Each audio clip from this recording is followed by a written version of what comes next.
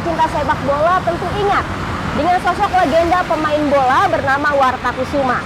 Ia pernah memperkuat skuad timnas di masa jaya era akhir 80-an. Lalu bagaimanakah perjalanan karirnya sebagai pesepak bola? Bagaimana perjalanan kehidupannya dan bagaimana kondisinya saat ini? Ikuti bincang-bincang saya, Vicky Iswatu Nasana, bersama Warta Kusuma, mantan pesepak bola asli Putra Betawi.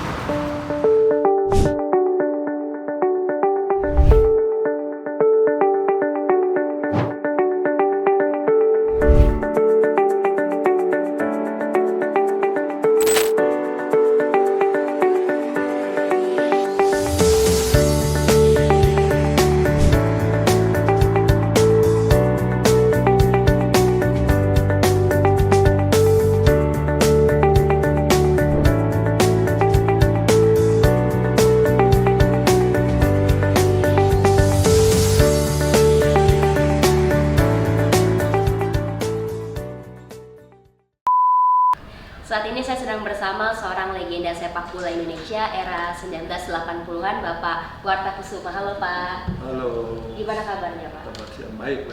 Alhamdulillah. Bapak ini salah satu mantan pemain timnas dan juga mantan pelatih Persipasi Bekasi gitu ya Pak? Betul. Itu bisa diceritain Pak, bagaimana awalnya terjun ke dunia sepak bola tuh di awal tahun berapa tuh Pak? Pertama mungkin ya sebetulnya saya bukan keluarga dari bola. Saya cuma sendiri main bola. Keluarga saya ada 6 saudara, yang kakak ada 1, adik ada 4. Jadi cuma saya aja yang main bola. Awalnya itu saya terus masuk ke klub Bekasi Putra. Di Bekasi Putra mungkin setahun 2 saya dipanggil untuk memperkuat Warna Agung, Galatama. Ya, waktu itu masih ada Galatama. Itu dulu tertarik bola tuh gimana Pak? Apa karena lingkungannya sering main bola atau gimana? Nggak, kebetulan saya lingkungan nggak mendukung ya. Oh, nggak mendukung? Saya nggak mendukung. Saya keluar dari kampung saya itu main bolanya di luar gitu, bukan di tempat saya gitu. Main bola artinya jauh dari rumah itu jauh gitu. Dari pintu air ke alun-alun Bekasi gitu. Terus lanjut tadi ke klub Bekasi Putra. Bekasi Putra itu tahun berapa itu Pak? Itu usia saya berapa ya? Tahun 80-an. Itu bisanya masuk klub itu gimana Pak? Saya ditarik orang itu? Enggak, mungkin saya dilihat dilihat dari mainnya, pelatih Warna Agung. Dia lihat-lihat, oh ini ada anak Bekasi, kalau anak pintu air gitu. Ya kan? Nah, akhirnya saya dipanggil tuh melalui Endang Tirtana.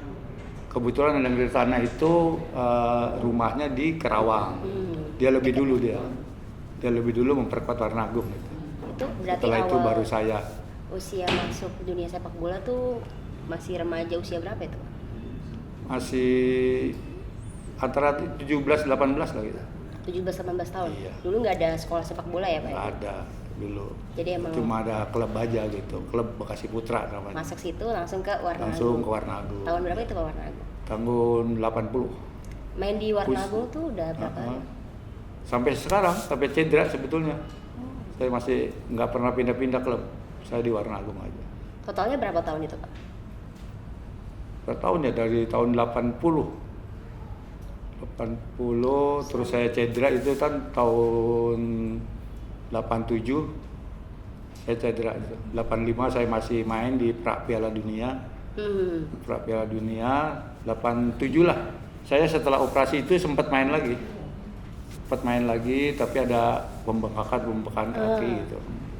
Jadi saya ambil jalan, wah saya mau jadi pelatih aja lah gitu. Saya ikut-ikut ke sama dokter Endang, saya jadi asisten gitu. Ikut-ikut. Di Warna Agung itu dulu kondisi sepak bolanya gimana Pak dulu? Di Warna Agung itu kondisinya profesional ya. Itu Galatama itu profesional. Jadi dulu itu ada profesional, ada amatir. Nah, yang amatir itu dari seperti PSMS Medan, PSIS Semarang, Persib Bandung, Persija itu amatir itu statusnya gitu.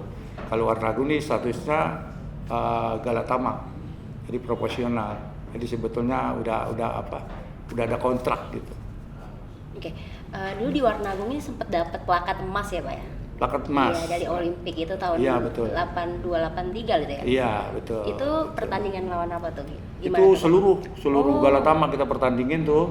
Kan ada tim manunya, tim telescoutingnya, cari-cari, oh ini mungkin ya kebetulan kali saya jadi pemain terbaiknya itu. Pemain terbaik seniornya Roni Patinasarani. Terus goal getter terbanyak Adi Ismanto dari dari Surabaya. Dulu posisinya jadi apa Pak di sana di Warnagung? Saya di center back. Center back. Iya. Posisi kalau di Pilanesia itu nomor 3, nomor 4 gitulah. Antara nomor 3, nomor 4 gitu.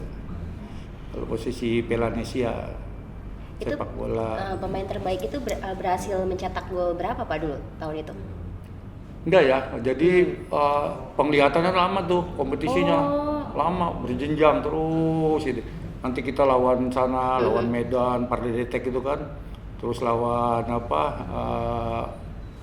ada Saribumi Raya dulu gitu.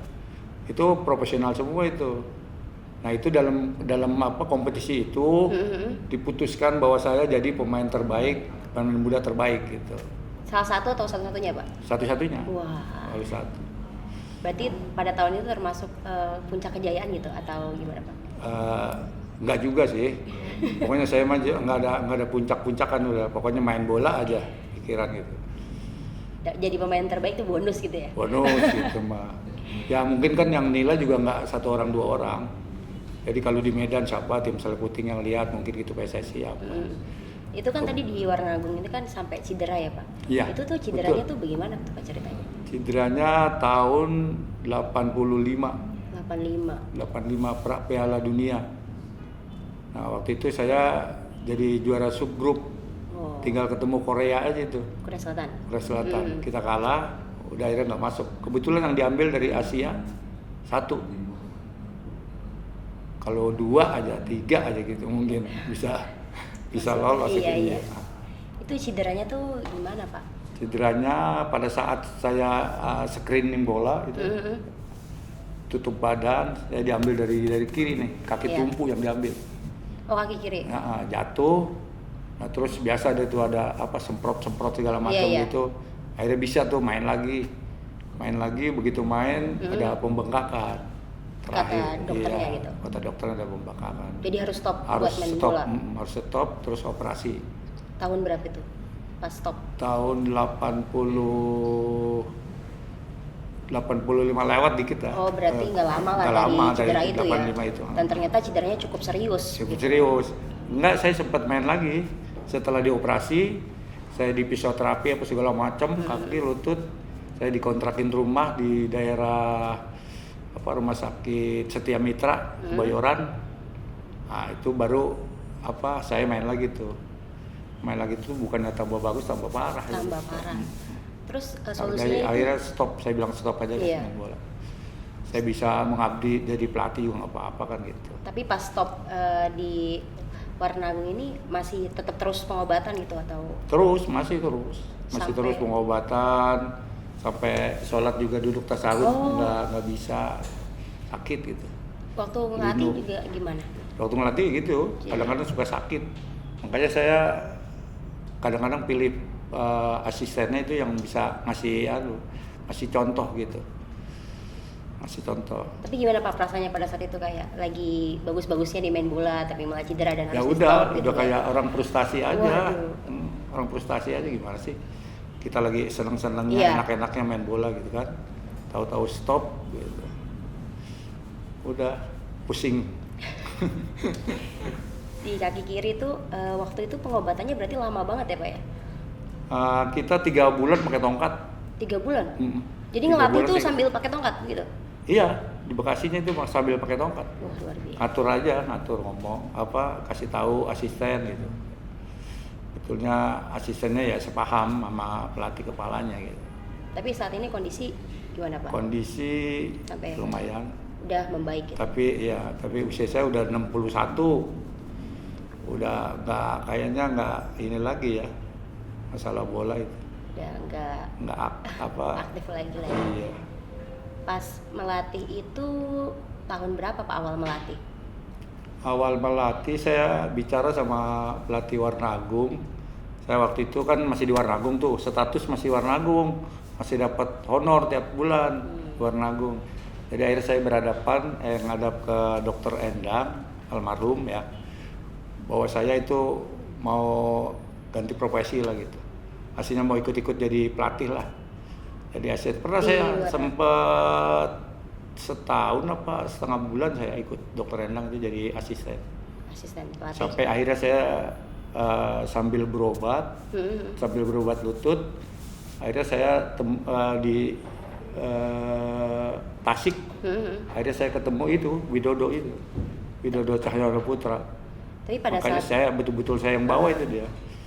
Tapi yang biayain ada orang Tasik namanya Oteng, orang Chinese. Dia dekat sama Dokter Endang. Jadi pada saat ngelatih juga sambil pengobatan itu alhamdulillah ada yang bantu gitu ya Pak? Iya, alhamdulillah ada yang bantu. Banyak sih sebetulnya cerita-cerita saya masalah penyakit ini. Pertama mau dibawa ke Amerika. Wah, serius itu tanggung jawab PSSI. Akhirnya kata dokter PSSI-nya nggak perlulah dibawa ke Amerika karena mesin yang buat operasi ini udah sampai di Indonesia katanya. Akhirnya yang dimasukin jarum, terus kita lihat di video monitor gitu. Di monitor ya. Itu awalnya jatuhnya terbentur separah itu atau gimana sih Pak sampai harus dioperasi? Ya, sebetulnya emang nggak ini ya, penyakitnya di sini di dalam nih, malah dioperasinya di sini. Makanya saya jadi sempat dioperasi? Sempat dioperasi, ya itu yang saya bilang pakai tongkat 3 bulan. Saya mikirin bola terus itu. Itu diagnosa dokternya pas dokternya kan ditanya sama Dokter Endang nih sama pelatih saya yang di Warnagung, kenapa Warta kok begini-begini gitu. Iya. Akhirnya dikasih tahu bahwa Warta itu punya pengapuran Apa itu, Pak? lututnya. Jadi artinya mungkin sulit ya buat sembuhnya itu sulit. Ada pengapuran itu yang jadi kental, yang jadi lengket itu katanya. Jadi penggumpalan darah di situ ya. Di kakinya. Pernah disedot sebelum dioperasi itu ada 30 cc. Terus yang kedua disedot lagi tuh ada 10 cc, agak berkurang. Tapi memang kalau ada cairannya tuh sakit sekali. Sakit sekali rasanya itu. Tapi kalau airnya itu udah berkurang gitu enak. Itu pas selama melatih itu sambil merasakan sakit gitu? Iya, merasakan sakit. Kadang-kadang saya jarang kasih contoh gitu. Makanya kalau melatih tuh kebetulan kalau asisten yang ngerti saya dia kasih tahu. Ini loh contohnya gini, contohnya begini, dia tahu dia. Tapi kenapa Pak Warta lebih milih tetap terus difokus di dunia sepak bola padahal kondisinya lagi sakit tapi tetap terus melatih? Iya, saya memang putuskan waktu itu pada saat sakit saya udah mutuskan itu tuh. Udah mikir lisensi apa yang saya dapat nanti. Saya ikut kursus kepelatihan. Ikut dari dari D saya ikut, C saya ikut, B ikut, A ikut. Jadi posisi saya sekarang nih masih AFC statusnya. Tapi yang membuat Bapak tetap fokus di dunia sepak bola sedangkan kondisi lagi sakit itu apa Pak? Saya harus bekerja terus, karena saya udah punya keluarga waktu itu.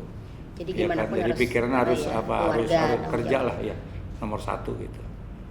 Saya pernah ditawarin di Bekasi, kata dia, Bang kerja ya gitu. Di Bekasi itu? Iya, waktu itu usia saya udah 40 lebih. Tapi masih ngelatih gitu? Masih ngelatih Bekasi. Ini waktu Pak Mutar Muhammad. Jadi kata dia, Bang kerja aja Bang di PDAM atau PD apa gitu. Akhirnya kebetulan anak saya belum kerja. Saya tawarin aja anak saya.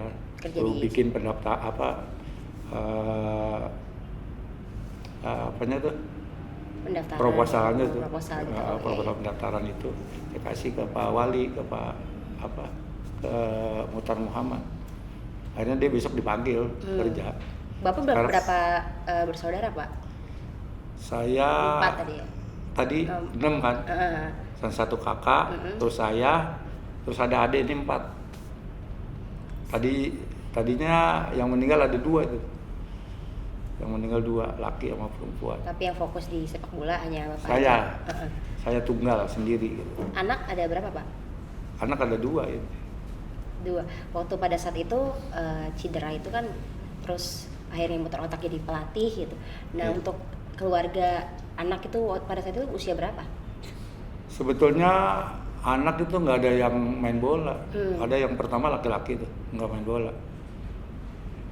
Iya, maksudnya pada saat itu anak tuh di usia berapa waktu bapak lagi sakit dan harus tetap bekerja untuk masih kecil, keluarga gitu? Masih kecil. Oh, jadi karena harus masih kecil, jadi mau gimana pun ini keluarga. Jadi tetap di Warnagung itu istilahnya kalau kita belum sempat mengundurkan diri gitu, masih tetap terus diterima aja di Warnagung. Sampai saya berobat juga banyak Warnagung jasanya saya. Terakhir Bapak berobat itu kapan, Pak? Wah, saya nggak pernah berhenti. Sampai sekarang tapi berarti?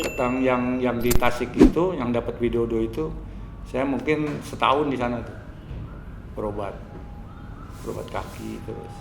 Memang yang ngurutnya ini menyayangkan. Kalau menyayangkan kok kenapa dioperasi gitu. Oh, sebenarnya bisa gitu kalau kata dia gitu. Tapi memang orang saya nggak kena apa-apa sih, cuma bentur. Jadi di belakang sakit gitu ya. Tapi ntar main nggak apa-apa tuh. Ntar setelah main ada pembengkakan. Gitu. Jadi saya kalau udah main harus rest 1 hari tuh. Itu sampai maaf ya, buang air kecil juga, waduh sulit. Susah banget itu, sulit. Itu melatih itu kan butuh tenaga, energi gitu kan, apalagi untuk nyontohin gitu-gitu. Dengan kondisi bapak kayak gitu kan cukup sulit ya pada saat itu. Iya, pada saat itu kan saya bilang, saya harus cari asisten yang benar-benar ngerti saya gitu. Tahu saya tahu dia gitu kan. Akhirnya kalau ada apa-apa, contoh sampelnya tuh dia gitu. Sampel syuting yang bener nih begini, itu asisten. Saya lama, saya di Perserang 7 tahun, di Bekasi berapa tahun di Bekasi juga tuh, ada 7 tahun. Sampai jadi pelatih timnas juga ya, Pak? Iya, pernah saya jadi timnas. Tahun berapa itu udah masih sakit itu? Itu setelah operasi tuh. Oh, setelah operasi. Setelah tahun operasi. Berapa itu, Pak? Tahun berapa ya? Tahun 2000. Oh, lama juga ya sakit dari lama tahun juga. 85 sampai 2000 ya? 2000. Tahun 2000. Saya dipercaya, awalnya saya pegang tim Prapon Jabar, Jawa Barat. Karena kita main tuh lawannya ini Prapon DKI, main di Lebak Bulus. Iya. Saya udah kalah 1-0 waktu itu. Yang Jawa Tengahnya Bambang Pamungkas. Terus siapa lagi, anaknya pelatih PSIS dulu, Sartono Anwar. Sekarang kan asistennya Sintayong nih. Iya. Asistennya. Nah itu dia pemainnya. Kita udah kalah 1-0. Iya. Saya coba 3 striker saya pasang di depan tuh, 3-3-nya. Beruntut tuh. Jadi kita alhamdulillah ngebales, akhirnya menang juga. Terakhir 1. Itu pemain saya banyak dari Tangerang. Tangerang itu ada Nova Jainal, ada Jainal Arif. Jainal Arif main di Bogor, Pordanya. Jadi saya pasang itu Jainal Arif, Mardiansah dari Bekasi, di Nova Jainal. Itu bisa ngebales, akhirnya bisa menang. Saya lawan DKI waktu Ruli Nere sama siapa tuh ya, sama Pak Tumpak apa siapa tuh pelatihnya. Akhirnya dia kalah 2-1. Kita juara di masuk ke PON. Nah, PON-nya ini saya dapat tawaran dari PSSI. War ngelatih ngelatih timnas 19. Nah ini PON-nya Pak, PON-nya kan belum nih. Itu kan baru lolos dari prakualifikasi tuh. Mainnya di Surabaya, mainnya PON-nya. Akhirnya Suryamin kalau nggak salah itu pelatihnya, nunjuk Suryamin. Udah kamu jangan ngurusin itu, ngurusin yang nasional aja katanya. Kata Pak Tri Gustoro, Bandung. Waktu itu dia menjabat sekretaris. Nah akhirnya saya ke 16 itu. Jadi sebetulnya PSSI itu waktu itu bagus juga sih. Jadi seniornya pelatihnya Nandar Iskandar. asistennya Robi Darwis sama Dananjaya. Nah di 19 ini ke Cina, pelatih kepalanya Rudi Kelces, asistennya saya, Rudinya nunjuk saya jadi asisten. Nah di 16 saya pelatih kepalanya, asistennya Boyko Adam, Safrudin Babanyo itu jadi berjenjang gitu sebetulnya. Kalau menurut saya bagus ya. Selama jadi pelatih itu strategi apa Pak yang selalu Bapak terapkan? Saya menerapkan pemain saya tuh nggak pernah main kompak defense apa gitu segala. Walaupun lawan lebih bagus. Lawan lebih bagus. Kan banyak orang kalau lawannya bagus ini kita defense aja belakang gitu kan. Tapi saya mah tetap menyerang. Sepak bola menyerang. Karena kalau menurut saya tuh indah sekali ya kalau main bola itu menyerang gitu. Kalau ditekan aja kayak lihat kalau bertahan aja tinggal nunggu gol doang ya. Di gol aja gitu kalau bertahan. Gemes juga ngeliatnya. Iya. Ngapain sih main bola bertahan gitu. Berarti kan jadi pelatih ini kan puluhan tahun Pak. Iya. Apa sih Pak yang membuat Bapak tuh paling berkesan dan yang tidak mengenakan pengalaman gitu selama Pak Warta melatih? Yang pertama mungkin seingat saya ini Persipasi. Persipasi. Artinya saya di situ itu paling berkesan. Iya, dari berkesannya dari mulai mewah gitu kan. Zamannya Pak Muhtar Muhammad wali kotanya tuh mewah. Kita ada kontrak, ada apa segala macam. Sampai kita nipis-nipis terus kagak dibayar. Iya, bulanan gak dibayar, kontrak gak dibayar. Itu Persipasi itu. Oh, jadi Bapak waktu itu ngelatih juga nggak dibayar gitu? Nggak dibayar, pernah saya nggak dibayar. Ya itu mungkin bukan rezeki saya kali, itu aja saya lihat. Saya juga pernah baca tuh tahun berapa ya yang PON Jabar itu yang Bapak melatih dan kalau nggak salah Bapak sempat dapat perlakuan yang kurang mengenakan gitu. Iya, sebetulnya ya itu makanya tadi dipecat sepihak gitu ya. Iya. Jadi memang mungkin ya itu Jabar lah. Bandung memang begitu katanya. Kalau ada orang-orang yang kira-kira nggak pas sama dia ya selalu digituin. Makanya kalau pelatih-pelatih daerah terus kita ngelatih ke Jawa Barat gitu, udah beda itu. Artinya ya mungkin persiapan juga ala kadarnya gitu. Nggak kayak seolah-olah pelatih Bandung ini. Tapi pada saat itu perlakuan apa yang didapat? Yang perlakuan didapat pada saat saya pertama dipanggil kan itu semuanya ada 8 pelatih. Itu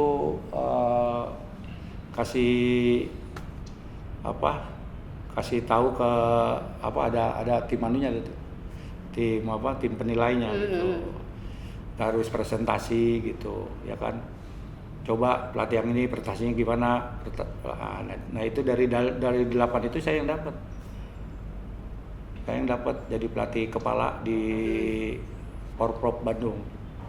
Itu saya yang dapat. Akhirnya saya bikin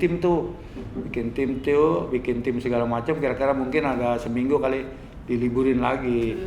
Diliburin lagi seminggu atau 2 minggu mungkin tuh. Nah terus masuk lagi tuh ke Bandung. Masuk ke Bandung langsung main. Kayak saya merasa gitu. Jadi kita belum persiapan. Dia udah manggil-manggil lawan gitu. Jadi lawan itu nggak ada komunikasi sama saya. Saya kan pelatih kepala. Saya yang tahu pemain saya. Gitu ya? Iya. Saya yang tahu pelatih, ya kan? Itu pemain dalam keadaan posisi bagus apa enggak fisiknya. Harusnya tahu-tahu yang lebih tahu ya, bukan manajemen ya. Nah, iya. Betul. Tapi saya dapat paksaan dari manajemen ya begitu. Nggak bisa, coach katanya ini harus main katanya. Dicoba katanya biar ada pengalaman. Ya kan bisa aja lain waktu gitu. Mungkin kita 1 hari 2 hari lah ketemu gitu kan. Kita latihan sama-sama. Ini taunya begitu kita masuk langsung ada lawan. Terus saat itu apa yang Bapak lakukan ke manajemen? Ya lawan aja udah. Walaupun hasilnya memang akhirnya nggak bagus gitu. Nggak bagus lah. Pemain juga seminggu 2 minggu libur langsung main, gimana kondisi fisik kita nggak tahu di rumah. Apa dia temalaman gitaran apa gitu kan. Itu dipecat sepihaknya itu gimana Pak? Ya udah saya dipanggil. Ini pelatih harus istilahnya gitu minta pertanggungjawaban uji coba itu yang kita kalah gitu. Akhirnya mau lepas. Kita saya lepas aja. Kalau perlakuan kayak saya sempat baca juga kan waktu di Pon Jabar itu kan diperlakukan kayak tidurnya susah sampai di musola gitu, bener Pak? Iya benar. Saya tidur di atas di kantor. Kebetulan itu ada musola, saya emang di musola aja udah. Tapi ada kamar ada, cuma dekat sama musola gitu. Jadi itu Ya biasanya kan ya suka dukanya. Biasanya kan kalau tim-tim Jabar juga kalau dia jadi pelatihnya pasti dia di hotel. Paling nggak di hotel. Tapi di situ kondisi Bapak kan udah masih sakit atau udah baik? Masih sakit. Oh, masih sakit. Masih sakit tapi bisa gitu, ke lapangan bisa. Jalan apa gitu bisa. Cuma kalau sakit itu pada saat kita ditekuk apa gitu tuh. Sakit. Tapi saya kan ada asisten saya itu. Si Dino pelatih fisiknya, Boyke Adam pelatih kipernya. Waktu udah dipecat dari Pon Jabar itu, melatih Pon Jabar itu Bapak melatih mana lagi? Masih Bekasi? Iya, Bekasi. Masih lanjut? Kebetulan di Bekasi saya dipercaya, saya terus lanjut di Bekasi begitu ya. Oke, Warta Kota kita jeda dulu berikut ini, nanti kita akan lanjut lagi segmen berikutnya.